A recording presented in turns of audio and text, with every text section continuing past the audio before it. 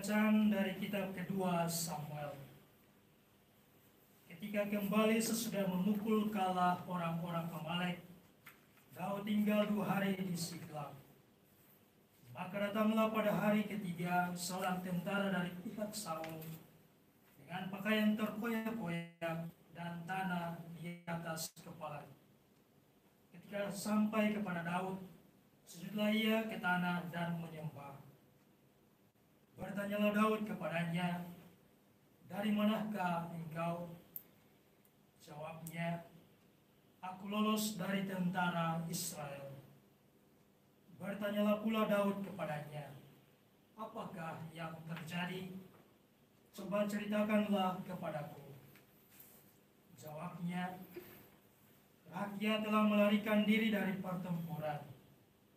Bukan saja banyak rakyat yang gugur dan mati, malah Saul dan Yonatan anaknya juga sudah mati." Maka Daud memegang pakaiannya dan mengoyakkannya, dan semua orang yang menyertai dia berbuat demikian. Mereka meratap, menangis dan berpuasa sampai matahari terbenam karena Saul, karena Yonatan anaknya, karena umat Tuhan dan karena kaum Israel, sebab mereka telah gugur oleh pedang. Kebanggaanmu, hai Israel, mati terbunuh di bukit-bukitmu. Sudah gugurlah para pahlawan, Saul dan Yonatan, orang-orang yang dicintai, yang ramah, yang hidup dan matinya tidak terpisah. Mereka lebih cepat dari burung raja wali, mereka lebih kuat daripada singa. Hai anak-anak perempuan Israel, menangislah karena Saul yang mendandani kamu dengan pakaian mewah dan kain kirmisi, yang menyematkan perhiasan emas pada pakaianmu. Sungguh, sudah gugurlah para pahlawan di tengah pertempuran. Yonatan mati terbunuh di bukit-bukitmu. Sedih hatiku karena engkau, saudaraku Yonatan. Engkau sangat ramah kepadaku. Bagiku cintamu lebih ajaib daripada cinta perempuan. Betapa gugur para pahlawan dan musnahlah senjata-senjata perang. Demikianlah sabda Tuhan. Syukur kepada Allah. Tuhan bersamamu dan bersama rohmu. Inilah Injil suci menurut Santo Markus. Dimuliakanlah Tuhan. Sekali peristiwa Yesus bersama murid-muridnya masuk ke sebuah rumah. Maka datanglah orang banyak berkerumun pula, sehingga makan pun mereka tidak dapat. Waktu kaum keluarganya mendengar hal itu, mereka datang hendak mengambil dia, sebab kata mereka, ia tidak waras lagi. Demikianlah sabda Tuhan. Terpujilah Kristus. Konfrater, saudara-saudara yang terkasih dalam Tuhan kita Yesus Kristus, karena tindakan Yesus yang begitu berlebihan, tidak sesuai dengan kebiasaan orang banyak, maka banyak orang mengatakan, termasuk kaum keluarganya, ia tidak waras lagi. Tidak waras dalam tanda petik karena konsep-konsep yang dibawa, cara berpikirnya yang disampaikan itu tidak banyak dimengerti atau lebih dari kebiasaan banyak orang, sehingga cara berpikirnya yang lebih dari yang biasa, sehingga dikatakan tidak waras lagi. Tetapi juga tindakannya yang lebih daripada kewajaran, yakni mengajar, membantu orang sampai lupa makan, disampaikan dan dikatakan tidak waras lagi.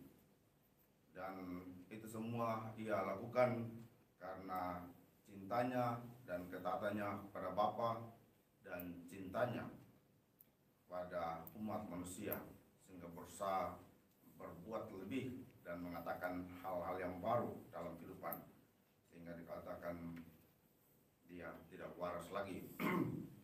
Begitulah orang-orang yang sudah dikuasai oleh cinta pada Allah dan sama selalu berusaha untuk bertindak lebih dari kebiasaan, dan itu disebut sebagai dalam tanda petik tidak waras.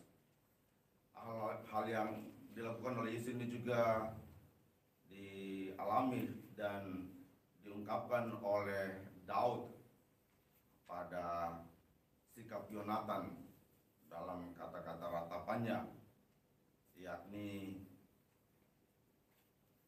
kasih sayang dan perhatian dari Yonatan kepada Daud itu bagaikan atau dalam bentuk cinta yang ajaib, lebih daripada cinta seorang perempuan. Karena kita tahu apa yang dibuat oleh Yonatan kepada Daud ketika Saul bapaknya berencana untuk membunuh Daud. Justru Yonatan berusaha membujuk Saul bapaknya untuk tidak membunuh Daud dan bahkan berusaha mencari jalan keluar sehingga Daud menjadi selamat. Ini dikatakan sebagai cinta yang ajaib dan juga cinta yang tidak masuk akal dalam sistem kerajaan. Karena Daud mulai naik daun dan pasti akan bisa menjadi raja. Yonatan sebagai putra raja harusnya melihat tindakan bapaknya untuk menyingkirkan Daud sebagai peluang bagi dia untuk dia nanti mengganti bapaknya sebagai raja. Tapi toh dia berusaha untuk membantu Daud supaya tetap selamat. Dalam konteks kerajaan seperti itu dikatakan juga cinta Yonatan pada Daud itu cinta yang ajaib, atau juga dalam konteks kata-kata pada Yesus cinta yang tidak waras.